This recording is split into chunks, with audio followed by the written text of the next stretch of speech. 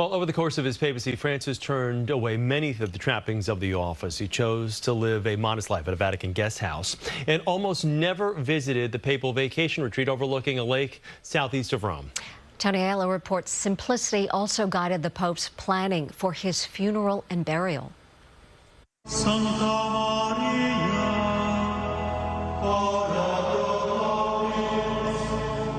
St. Mary Major, 2 miles east of the Vatican, one of the 4 papal basilicas in Rome. To the left of the main altar, the stunning Borghese Chapel, with its ancient icon of Mary and the Christ child, an image revered by the people of Rome and the Bishop of Rome, Pope Francis, who revealed in 2023 he will be buried in a simple tomb in the wall near the icon.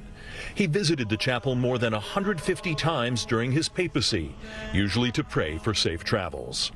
He will always go there as he's leaving and when he comes back. So he kind of expressed a closeness and a sense of being at home at St. Mary Major's. A Vatican official says Francis wanted the funeral of, quote, a shepherd and disciple of Christ, and not of a powerful man of this world. The Pope codified that with a revision of funeral rites published in 2024, a year after the burial of Pope Emeritus Benedict XVI. Benedict's body was placed in a cypress coffin, which was then put in a zinc coffin, then nested inside an oak coffin. Francis will be buried in a single wooden coffin lined with zinc. And unlike Benedict and John Paul II, Francis does not want his embalmed remains displayed on an elevated platform. Instead, he will be inside the coffin with the lid removed. It's all in keeping with the tone set from the first moments after Cardinal Jorge Bergoglio became Pope Francis. He's very simple in the way he lives.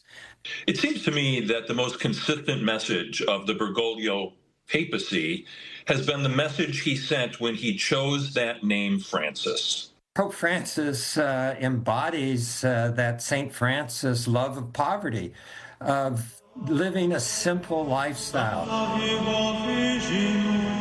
He chose the name Francis to indicate that he was going to have a real priority in his papacy with the poor.